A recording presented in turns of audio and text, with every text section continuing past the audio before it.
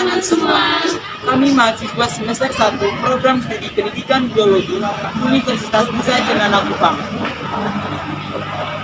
Di kesempatan kali ini, kelompok kami akan menjelaskan materi tentang lemak. Namun, sebelum itu kami akan memperkenalkan diri terlebih dahulu. Saya Iren Rahmona Bunda dan rekan Saya Yakobus Willy Letigere. saya Christine Cecilia Bujara.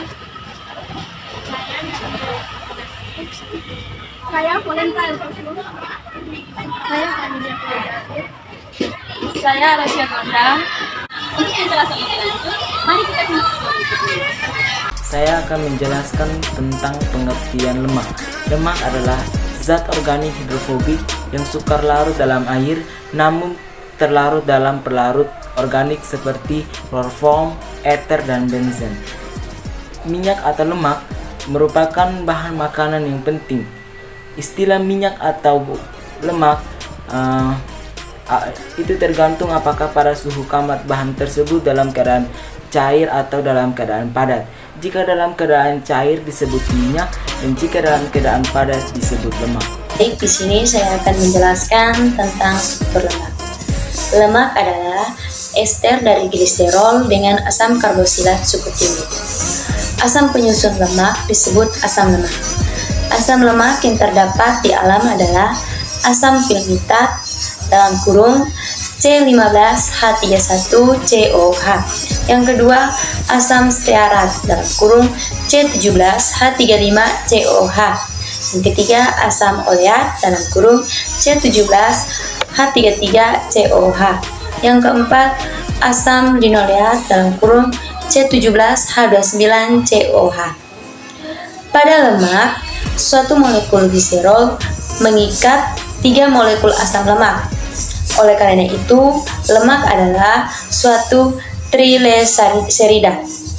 Pada rumus struktur lemak di samping R1COH, R2COH, R3COOH adalah molekul asam lemak yang terkait pada gliserol. Ketiga asam lemak molekul itu boleh sama atau disebut asam lemak campuran. Tetapi pada umumnya molekul lemak terbentuklah dari 2 atau lebih macam lemak. Akan menjelaskan tentang jenis-jenis lemak. Yang pertama, asam lemak jenuh adalah asam lemak yang semua ikatan atom karbon pada rantai karbonnya memiliki ikatan tunggal atau jenuh.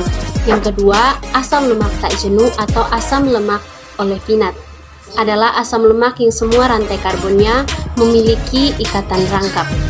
Adapun jenis-jenis lemak, yang pertama lemak jenuh, yang kedua lemak tak jenuh, yang ketiga lemak tidak jenuh tunggal, yang keempat lemak tidak jenuh ganda, yang kelima lemak trans. Sumber lemaknya, buah alpukat memiliki setidaknya 22 gram lemak tak jenuh dalam tiap buah. Yang kedua kacang-kacangan, jenis kandungan lemak yang ada di dalamnya adalah lemak tak jenuh. Kuning telur merupakan makanan yang mengandung lemak tinggi, sedangkan putih telurnya yang mengandung protein tinggi. Oke, baik. Di sini saya akan menjelaskan tentang uji kualitatif dan kuantitatif lemak. Yang pertama, uji kualitatif. Pada uji kualitatif ini, kita dapat menentukan apakah adanya lipida atau lemak dalam suatu bahan dapat dilakukan dengan berbagai macam, yaitu berbagai macam analisa dengan cara kita menguji kelarutan lipid, uji akrolin, uji kejenuhan pada lipid, uji kecengikan, uji Salkovski untuk kolesterol, dan uji Lieberman-Beckhardt. Yang kedua, uji kuantitatif. Pada uji kuantitatif ini sama persis dengan uji kualitatif, di mana kita melakukan penentuan adanya lipida atau lemak dalam suatu bahan. Di antaranya ada beberapa uji pada bilangan, yaitu uji bilangan Reichardt-Michel atau BRM, uji bilangan Polensky, uji bilangan Kirschner-Barrow atau NKF, uji bilangan penyabunan, uji bilangan Hiflir, dan uji bilangan Lodin. Baik teman-teman, terima kasih atas waktu dan kesempatan yang diberikan kepada saya. Kali ini saya akan membahas tentang manfaat lemak. Manfaat lemak yang pertama sebagai penghasil energi. Energi yang berlebih dalam tubuh akan disimpan dalam jaringan adipose sebagai energi potensial. Yang berikut, pembangun atau pembentuk struktur tubuh. Sedangkan lemak yang normal terdapat di bawah kulit dan dikelilingi organ tubuh yang berfungsi sebagai bantalan pelindung penunjang letak organ tubuh. Yang berikut, karir atau pembawa vitamin larut dalam lemak. Vitamin A, D, E, K membutuhkan media yang mengandung lemak untuk dipergunakan oleh tubuh. Yang berikut, sebagai pelumas di antara persendian dan membantu pengeluaran sisa makanan. Yang kelima, memberikan kepuasan cita rasa. Rasa yang dimaksud di sini, ketika makanan lebih lama dicerna sehingga menangguhkan perasaan lapar. Lemak juga memberikan rasa dan keharuman yang lebih baik pada makanan. Yang keenam, sumber asam lemak esensial. Sumber asam lemak esensial yang dimaksud yang bersifat sebagai pemeliharaan dan integritas membran sel.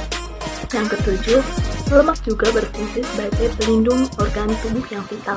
Yang kedelapan, lemak atau lipid sebagai sumber steroid yang sifatnya meningkatkan fungsi-fungsi biologis yang penting. Dan yang terakhir, lemak juga bermanfaat sebagai pembuat minyak, mentega, dan sabun. Sekian penjelasan materi dari saya. Baik, di sini saya akan menjelaskan akibat kekurangan dan kelebihan lemak. Kekurangan lemak. Yang pertama, kurangnya penyerapan lemak. Jadi, kurangnya penyerapan lemak merupakan satu akibat yang bisa ditimbulkan dari kekurangan lemak. Lemak sendiri merupakan satu nutrisi yang bermanfaat untuk penyerapan vitamin. Dengan adanya lemak yang mencukupi dalam tubuh kita akan memperoleh fungsi yang baik dalam penyerapan vitamin, sehingga tubuh akan bisa memenuhi kebutuhan akan vitamin seperti vitamin A, vitamin B, vitamin D, dan vitamin E, dan yang lainnya. Dengan fungsi lemak yang menyerap vitamin, kekurangan lemak dapat menyebabkan tubuh kita kekurangan vitamin pula. Jadi akan terjadi berbagai masalah kesehatan jika tubuh kekurangan vitamin, seperti misalnya kekurangan vitamin A bisa menyebabkan terganggunya pandangan atau mata yang mudah lelah. Kekurangan vitamin E dapat mengakibatkan gangguan kulit dan lain sebagainya. Yang kedua, makan menjadi berlebihan. Banyak orang berdiet dengan mengurangi porsi makan mereka. Setelah tidak pernah mengonsumsi lemak dalam jangka waktu tertentu selama program diet, badan mereka kekurangan lemak. Kemudian, saat mereka menyerah dalam program dietnya, mereka makan dengan porsi yang lebih banyak. Hal ini dipicu oleh tubuh yang kurang mendapat asupan lemak selama diet. Jadi kekurangan lemak dapat memicu nafsu makan yang lebih tinggi. Kita akan mudah lapar jika tubuh kita kekurangan asupan lemak. Selain itu, dalam dietnya, banyak orang yang mengonsumsi produk rendah lemak yang mengakibatkan kekurangan lemak, dan yang mana pada kenyataannya produk semacam ini justru mengandung lebih banyak gula. Jadi dapat disimpulkan bahwa kekurangan lemak akan justru memicu tubuh untuk menjadi kelebihan berat badan. Yang ketiga itu depresi dan gangguan mental.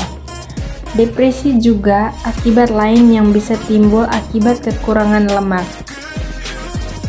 Di sini ada dua nutrisi, yaitu omega dan asam lemak. Omega dan asam lemak adalah nutrisi yang berperan serta dalam mempengaruhi perilaku dan juga perasaan. Kedua nutrisi tersebut dapat membentuk hormon atau senyawa kimia di dalam otak manusia. Jadi dari hasil penelitian ditemukan bahwa kekurangan lemak dapat berkaitan dengan terganggunya mental seseorang. Yang berikut kelebihan lemak.